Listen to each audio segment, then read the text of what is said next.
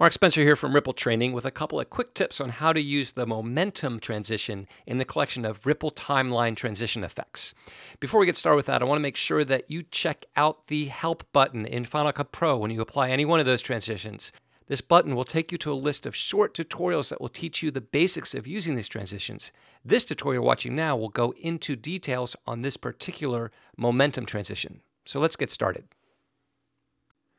Okay, here we are in Final Cut Pro. I'm in the Transitions browser. I have the Ripple Timelines collection selected, and we are going to look at this one called Momentum. Now, I have two clips in my timeline from a recent dive that Steve Martin's editor, Travis, did, and we're going to use this to sort of mark out the different events that happened during the day of the dive. So I'm going to drag it onto the transition or edit point between these two clips.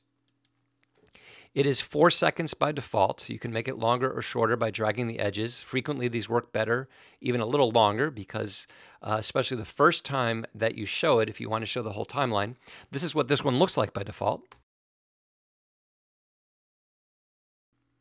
And by the way, I've turned off audio so that we don't listen to the audio, but of course your clips can have audio when you do the transition. I also obviously haven't rendered this clip since I just added it. And so it's going to play back maybe a little slow since we're not looking at necessarily full real-time playback without rendering it. But that's how it works by default. So let's look at a few things we can do to work with it. Up in the Transitions Inspector, first there are a set of quick tips like there are for all of these different transition effects that you can enable by hitting the checkbox. Then there is the view, camera or director. We're in camera view, so we're looking at the actual animation. While you are in camera view, you've got several options directly below it. First is the framing options. By default, it's wide, which means that the camera pulls back to reveal the entire timeline. There's also medium, and there's close. I'll just play close for you to get the idea of the difference.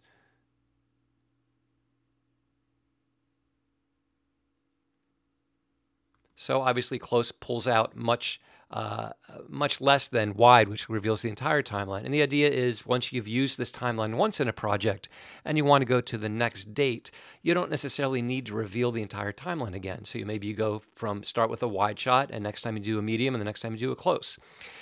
Okay, adjusting the camera path we'll get to in just a second. First, let's look at the director view. So I'll switch to the director view.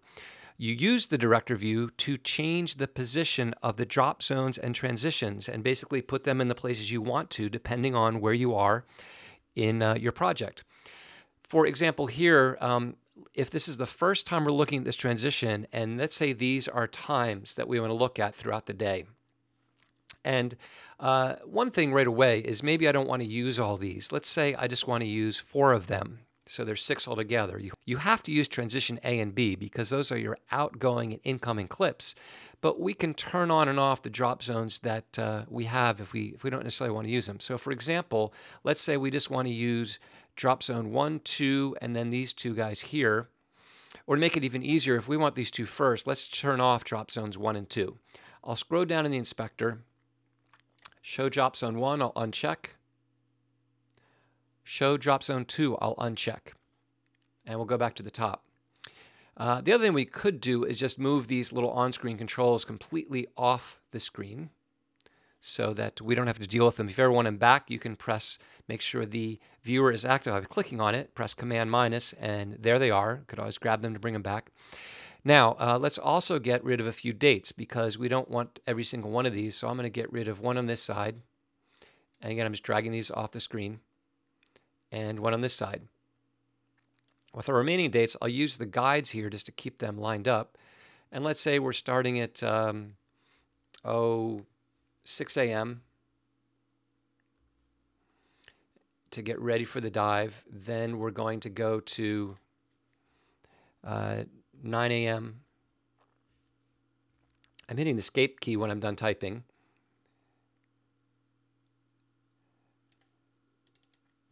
And then we'll go to 12 noon and 2 p.m. I can spread those out wherever I want to. Now, to move the transitions, you can move the whole thing.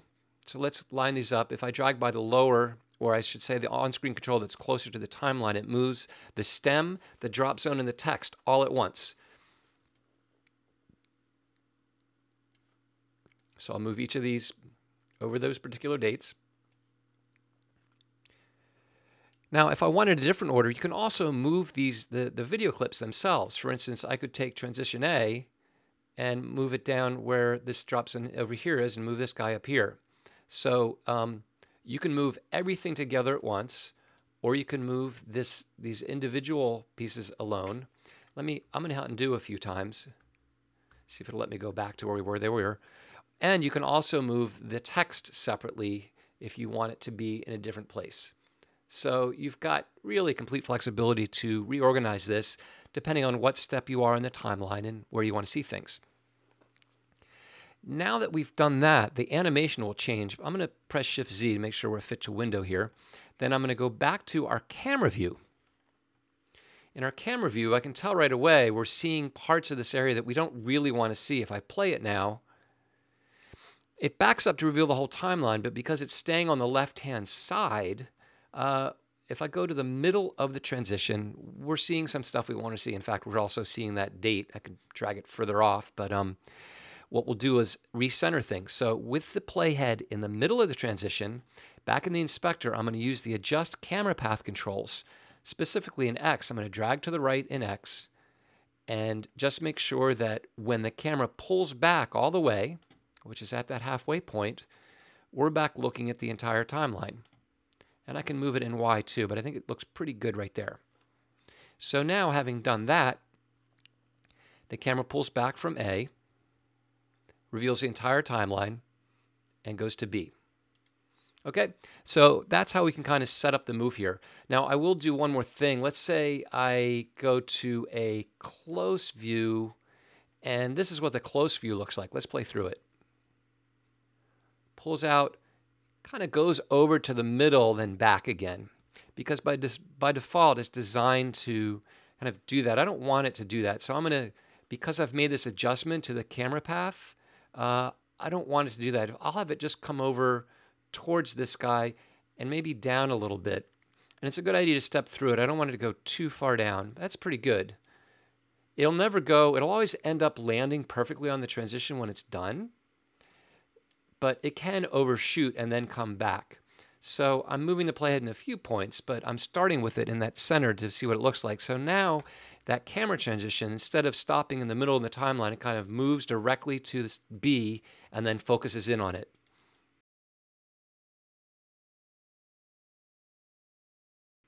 In other words, we quickly move over to where we want to go, and we're centered there as we push in. So really easy to adjust the animation to get just the look that you want. That said, let's go back to the wide shot, and I'll recenter it for the wide shot so that we can look at making adjustments to the look of this timeline. Okay, for adjusting the look, first of all, we have background options. Right now, there's something called Flame. There's actually a bunch of different built-in graphics, which is a little different than the other ones. You can always do a solid color or a gradient, but right now we have this thing called Flame. We have this background colorized that's colorizing the flame. But the other thing to know about, if we go down a little further, there's a background blur. And this doesn't just apply to a drop zone like it may with the other ones. Right now, this background is quite blurred. If I bring the blur down, you can see we actually have a graphic, a nicely designed graphic in here that's blurred so that it sets off the background a little bit more. So you can blur it or not. And each of these, here's one called Curves, one called Circuits, one called Tech, one called Scrape, and then a drop zone. So for each of these graphics that you choose, you can blur it or not. And then the colorize, if we open that up, we can apply different colorize. So these circuits might want to do something more in the green hues. So you can make really any colors that you want to colorize these background graphics. Okay, so there's a completely different example of how you could colorize one of the background graphics. And then, of course, you can blur it if you don't want it to be so sharp. It can be a little bit distracting if it's really sharp. So something like that.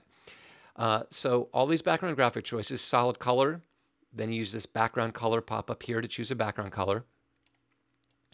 And then a gradient.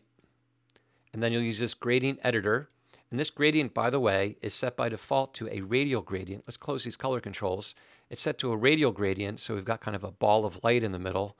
You could also set it to a linear to have more of a left to right or top to bottom. Right now, this has got a bit of an angle to it that you can adjust for the linear gradient to change it from left to right, up and down, or really any angle that you want. I'll switch that back to radial. And if you wanted to add some color to the radial, so I've made quite a difference by changing that. Let me go back out. There we go. Okay. So that's the background, and if you right-click on any of these color swatches, you can certainly colorize this in any way that you want.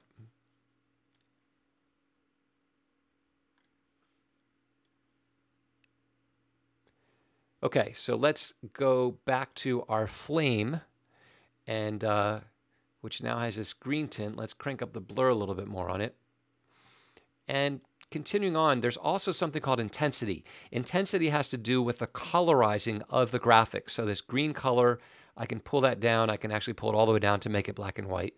Sometimes you don't want the background to have any color. You can pull it out or increase that intensity. From there, a couple things that you find in most of these. You can change the frame color around the drop zones and transitions to any color that you want. Let me do like a dark green. You can barely see that. Then the stem color, I'll set that to be like an orange color. And then the arrow itself is a gradient that's used to tint it. It's very subtle. It's kind of a gray tint there, but you can tint that arrow any color that you want. Kind of goes from white to blue there. And all the same things apply with a gradient, or you can use multiple color tags and really play around with it. The date colors, you can change the date colors to anything else. And I know it says dates here. These might actually be months, or in this case time. It doesn't matter, but just so you understand, dates refers to the text along the timeline.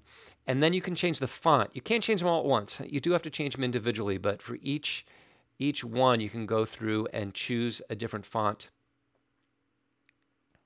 And that's actually the first font that's not on the screen that I just changed. That's why I didn't see any change here. So I'll go through and change them all. And I might use the miracle of speeding up my playback of recording this so you can see it happen really quick. But it doesn't take too long. There we go. So they're all changed. I didn't need to speed up at all. And then we come to the same controls that these all have for manipulating each drop zone and transition. We can choose whether or not the frame appears around each one. On some of these transition effects, all the frames turn on or off. In this one, you can turn them on and off individually. You can choose a different font for each one. I'll choose Impact just so you can really see the difference. And you can choose a different size for each one. So you can make these look however you want. The same thing for each drop zone. After choosing some content, and let's just choose some content for this. I don't want drop zone 1. I can see this is drop zone 3, so I'm just going to shoot right down to drop zone 3. I'll click on the well. I'll select a shot here to use and click Apply Clip. And then I need to deselect and reselect the transition. That's always a little trick once you've applied content to a drop zone, in order to get the parameters back. And then from there, if I used a graphic, I could use these pan and scale controls to move that graphic around within the frame. Because I chose a video clip, it automatically is fit to the frame and works just the way I want it to. Of course, I could scale it up or something, but I'm going to use it just like that. And then, of course, I can manipulate the text beside it. And that's it. Those are really all the controls that you have, but hopefully it's enough there that you can really make something unique and custom to your own needs and make this particular transition work for you.